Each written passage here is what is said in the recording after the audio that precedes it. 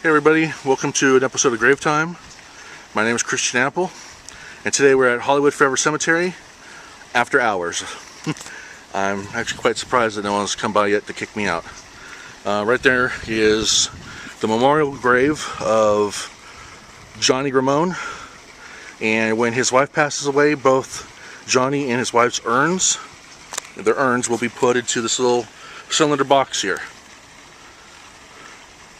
But I'm actually here to see Chris Cornell from SOUNDGARDEN.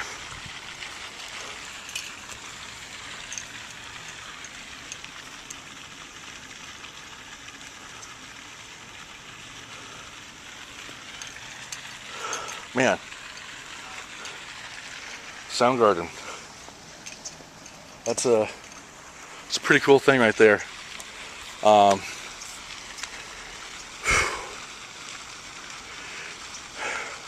This is a little emotional for me to be here in front of Chris Cornell's grave because I was a fan of SOUNDGARDEN.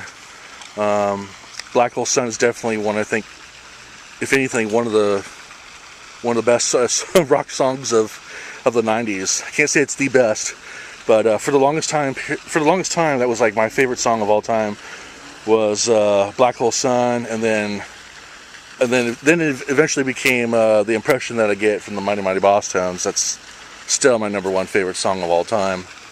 But Black Hole Sun, I remember seeing the music video on Beavis and Butthead. And that's how I found out about the song and the video and all that stuff. I was like in 8th grade, I think. 8th grade? Yes, 8th grade, I believe. 8th grade? No, actually maybe 7th grade. Either ways, who cares? But yeah, you know, Black Hole Sun was the song that made SOUNDGARDEN. You know, that made them popular, made the band popular and whatnot. And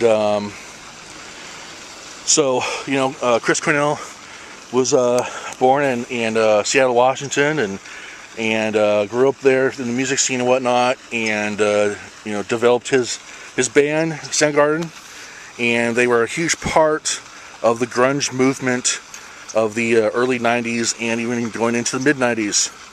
You know, along with, you know, bands like Nirvana and Pearl Jam and Mudhoney. I don't know. So yeah. Anyways, huge part of the grunge movement. Chris Cornell. I used to sometimes be on the Howard Stern show, and he'd come in and do some solo stuff, talk about his career, and I truly was not a fan of Audioslave. Don't get me wrong, I do like Rage Against the Machine, and I like Chris Cornell, but the two I just was not a fan of, and still not a fan of today.